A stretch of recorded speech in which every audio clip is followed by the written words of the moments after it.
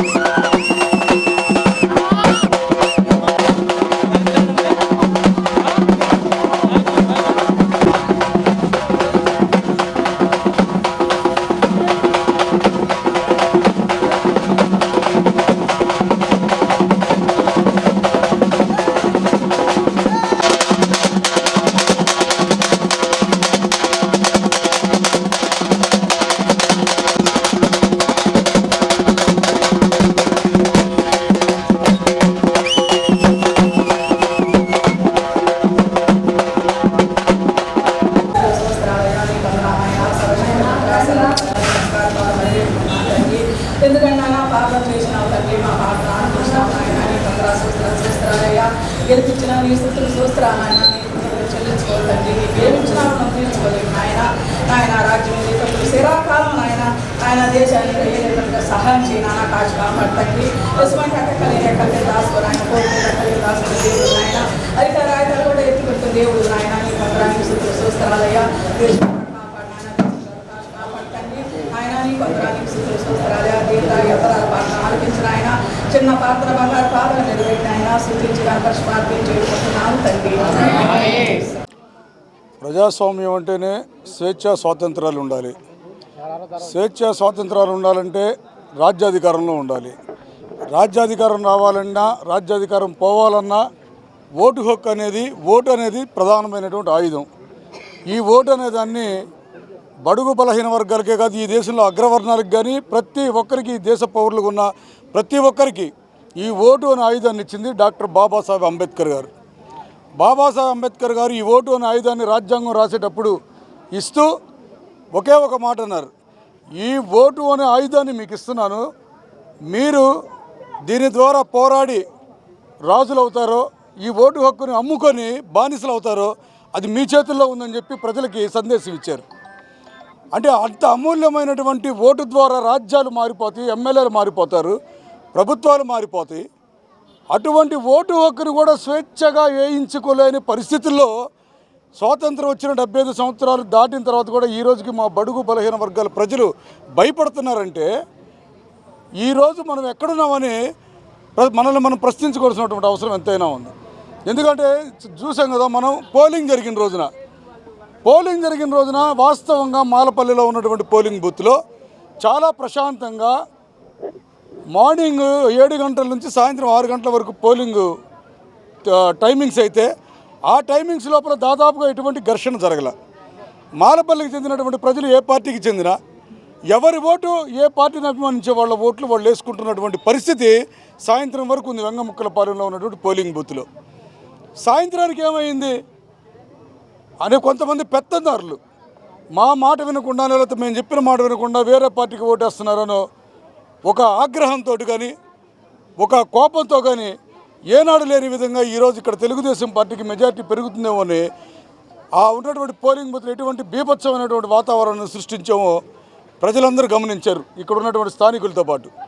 చాలా దురదృష్టకరమైనటువంటి అంశం ఏంటంటే ఇందులో 25 సంవత్సరాలుగా శాసనసభ్యులుగా ఉన్నటువంటి బాలినేని శ్రీనివాసరెడ్డి గారి కోడలు ఎవరైతే ఉన్నారో బాలినేని కావ్యారెడ్డి, బాలినేని ప్రణీత్ రెడ్డి గారి సతీమణి, ఆమె చాలా హుందాగా ప్రవర్తించాల్సింది పోయి ఎన్నికల్లో దామచర్ల జనార్దన్ గారి భార్య కుమార్తెలు కూడా తిరిగారు. ఎక్కడైనా ఇటువంటి సందర్భం ఎదుర్కొన్నటువంటి సందర్భం ఎక్కడైనా ఉందా?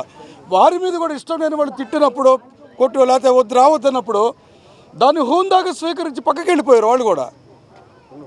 మరి మీరు కూడా మిమ్మల్ని ఇక్కడ ఉన్నటువంటి స్థానిక ప్రజలు వాళ్ళకి ఇష్టమైనటువంటి పార్టీకి ఓటేసుకునేటప్పుడు మీరు కూడా వాళ్ళని వచ్చి అభ్యర్థించాలి, మాకు వేయమని ఓటు. లేదంటే వాళ్ళ ఓటు హక్కు గౌరవాన్ని మీరు కాపాడి మీరు పక్కకి వెళ్ళిపోవాలి. అంతేగాని ఒంగోలు నుంచి గంజాయి బ్యాచ్ని, గూండాల్ని, దౌర్జన్యం చేసే వాళ్ళని, రౌడీల్ని ఒంగోలు నుంచి తీసుకొచ్చి ఇక్కడ ఉన్నటువంటి మాలపల్లి మీద దాడి చేయడం తప్ప ఉప్ప ప్రజలందరూ ఆలోచించాల్సిన అవసరం ఎంతైనా ఉంది. ఈరోజు తెలుగుదేశం పార్టీకి ఓటేస్తారు, రేపటి రోజున మంచి చేస్తారు అనుకుంటే కాంగ్రెస్ పార్టీకి ఓటేస్తారు, ఇంకో రోజు ఇంకా మంచి జరుగుతారు కూడా కమ్యూనిస్ట్ పార్టీకి ఓటేస్తారు. అది ప్రజలకి ఉన్నటువంటి స్వాతంత్రం, హక్కు అది.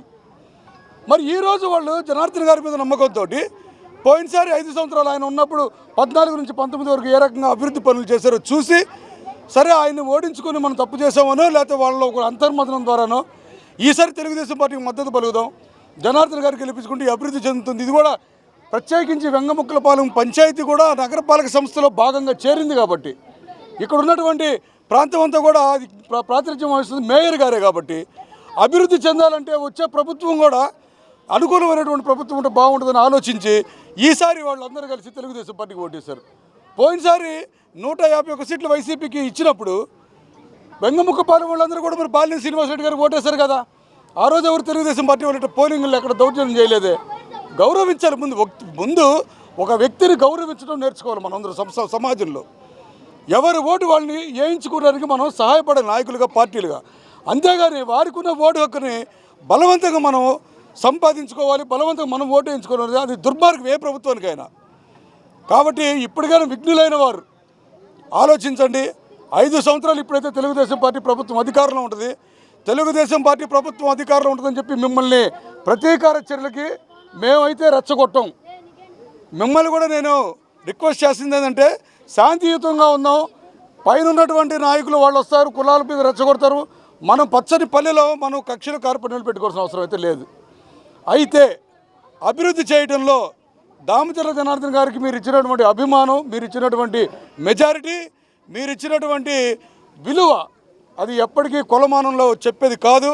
మీరు ఇచ్చిన అభిమానం తప్పకుండా తెలుగుదేశం పార్టీ కానీ దామచర్ల జనార్దన్ గారికి గుర్తుపెట్టుకుంటారు. ఈ 5 సంవత్సరాల్లో మీరు మాకు ఒక జనార్దన్ గారికి తెలుగుదేశం పార్టీకి ఇచ్చినటువంటి స్థానానికి తగినట్టుగా మీ ప్రాంతీయ సమస్యలు కానీ స్థానిక సమస్యలు కానీ పరిష్కరించడంలో తెలుగుదేశం పార్టీ కానీ జనార్దన్ గారు కానీ చంద్రబాబు నాయుడు గారు కానీ ముందుంటారని చెప్పి తెలియజేసుకుంటా ఉన్నా. మరి ఒకసారి తెలియజేస్తున్నా, కక్షలు కార్పణ్యాలు అనేది ఉండవు. అన్యాయంగా మన మీద ఎవరైతే దాడి చేశారో, అన్యాయంగా ఎవరైతే పోలింగ్ బూత్లో ప్రవేశించి ఘర్షణలకు పాల్పడ్డారో వాళ్ళ మీద మాత్రం చట్ట ప్రకారం చర్యలు తీసుకోవాలని మాత్రమే కోరుతున్నాం మనం. పోయినసారి చట్ట ప్రకారం చర్యలు తీసుకుంటే పోలీసు వాళ్ళని వాళ్ళ జోబులో మనుషులుగా పెట్టుకొని కింద స్థాయి పోలీస్ దగ్గర నుంచి ఎస్పీ దాకా, కలెక్టర్ దగ్గర నుంచి అటెండర్ వరకు వాళ్ళ చేతుల్లో మనుషులుగా పెట్టుకొని బాధితులైనటువంటి మనల్ని మన ఇంటికి వచ్చి మనల్ని కొడితే మనల్ని కూడా బాధితులుగా పెడితే మహిళలతో సహా 42 కుటుంబాలు ఊరు వదిలిపెట్టి వెళ్ళిపోయే పరిస్థితిని ఒక చుండూరు లాగానో, ఒక కారంచేడు లాగానో, ఒక లక్ష్మీపేట లాగానో ఇది తయారు చేయాలనుకున్నటువంటి పరిస్థితి ఈ రోజుల్లో కూడా చూస్తూ ఊరుకం ఒంగోలులో ఉన్నటువంటి మేమందరం కూడా మీకు నైతికంగా కానీ ఏ రకంగా మద్దతు తెలపడానికి మేము ఎప్పుడు సదా సిద్ధంగా ఉంటాం. ఎవడైనా కానీ బూతులు తిట్టు వస్తున్న వాస్తవం నాకు కూడా మాలపల్లి మీద దాడి చేసినందుకు నాకు కూడా పీకల దాకా ఉంది. ఎందుకంటే నేను కూడా దళితుడిని కాబట్టి అధికారంలో ఉండి ఏమైనా చేయొచ్చు వాళ్ళని, కానీ చట్ట ప్రకారమే శిక్షిస్తాం వాళ్ళని. ఇంకోసారి ఎవడైనా సరే మాలపల్లి వైపు కానీ మాదిగపల్లి వైపు కానీ కళ్ళెత్తి చూస్తే కళ్ళు పీకేస్తాం ఎవరికైనా కానీ. ఆ రకంగా మనం సంఘటితంగా ఉండి మన ఓటుని మన ఇష్టం వచ్చినటువంటి వ్యక్తులకు కానీ మన ఇష్టం వచ్చిన పార్టీలకు వేసుకునే క్రమంలో మీరెవరికి భయపడాల్సిన పని లేదు, మీరెవ్వరికి తల వంచాల్సిన పని లేదు. మన ఓటే మన జీవితాన్ని శాసిస్తుందని చెప్పి మనం అందరం తెలుసుకోవాలి. మనం ఓట్లు వేసినప్పుడు మనల్ని అడుక్కుంటారు కదా, ఓటేసిన తర్వాత మనం వాళ్ళని అడుక్కుంటూ ఉంటాం 5 సంవత్సరాలు. అదే మనం మంచి వ్యక్తికి వేసుకున్నాం అనుకో మనకు ఆ దుస్థితి రాదు కదా. అందుకని ఓటు చాలా విలువైంది. కాబట్టి మీరందరూ పగలు ప్రతీకారాలకు దూరంగా ఉండండి. ఆ రోజు పోలింగ్ బూత్ ఏదైతే జరిగిందో దాని ప్రకారం మేము చట్ట ప్రకారం మొత్తం వీడియోలు అన్నీ ఉన్నాయి. చట్ట ప్రకారం ఆ నిందితుల్ని శిక్షిస్తాం. చట్ట ప్రకారం బాలినేని శ్రీనివాసరెడ్డి కోడల మీద కానీ అక్కడ ఉన్నటువంటి దుర్మార్గులు దుండగుల మీద కానీ ఆయన కొడుకు మీద కానీ రౌడీ షీట్ పెట్టాల్సిందే. వాళ్ళ మీద రౌడీ షీట్ పెట్టకుండా ఈ తగాదాలను ఎవరి మీద కానీ రౌడీ షీట్లు లాంటి ఆలోచన చేసినా కూడా పరిస్థితి చేయి జారిపోద్దని చెప్పి మాత్రం ముందే హెచ్చరిస్తూ ఉన్నాం. అన్యాయాన్ని మాత్రం ఎదుర్కొంటాం, అక్రమాలను మాత్రం ఎదుర్కొంటాం. ఎట్టి పరిస్థితుల్లో మీరందరూ చేసినటువంటి సహాయాన్ని కృతజ్ఞతను దామచర్ల జనార్దన్ గారు మర్చిపోరు, తెలుగుదేశం పార్టీ మర్చిపోదు.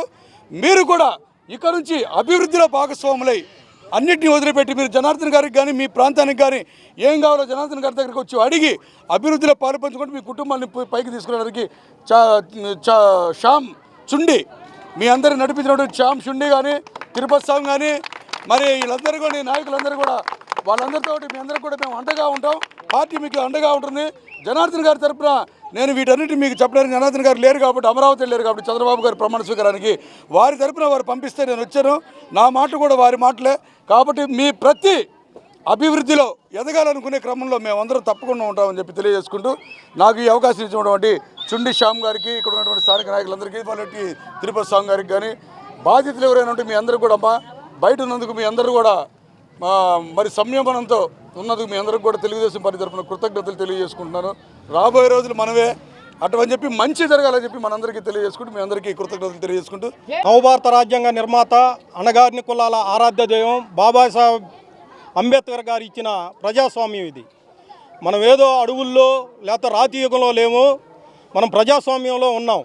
అయితే జగన్మోహన్ రెడ్డి గారికి నేను ఆ రోజు మేము ఎన్టీ రామారావు స్టాచ్యూ దగ్గర చెప్పాము, నువ్వు ఏ రోజైతే నవభారత రాజ్యాంగ నిర్మాత యూనివర్సిటీ తీసినావో, మీ నాన్న పేరు పెట్టినావో, ఆ రోజే నీ పతనం స్టార్ట్ అయింది. మేము ఒకటే చెబుతున్నాం, ఈ భారతదేశంలో దళితుల జోలికి వచ్చిన ఏ పార్టీ పుట్టగతులు ఉండవో దానికి నిదర్శనం ఈరోజు ఆంధ్రప్రదేశ్లో జరుగుతుంది. మేము ఈ రాష్ట్రంలో ఉన్న దళితులు మొత్తం ముక్త కంఠంతో నువ్వు ఏమేమి అఘాయిత్యాలు చేసావో, ఏమేమి చేసావో అన్నీ తెలుసు. అయితే మనము ప్రజాస్వామ్యంలో ఉన్నాం. బడుగు బలహీన వర్గాలు ఏంటంటే ఏదైనా ఒకటి ఇస్తానంటే ఆశ, తంతానంటే ఎడంగబోతారు. అటువంటి కాలంలో ఉన్న ఈ బడుగు బలహీన వర్గాలకు అనాది నుంచి కూడా, పునాదుల నుంచి కూడా ఎన్టీ రామారావు గారు ఏ దిక్సూసిన పార్టీ పెట్టాడో కానీ ఆ రోజు నుంచి పక్కా గృహాలు కానీ, శంకర్లు కానీ, ల్యాండ్ పర్చేస్ స్కీములు కానీ మహానుభావుడు చంద్రబాబు నాయుడు గారి నేతృత్వంలో అభివృద్ధి కానీ ఆ రకంగా చూసాం.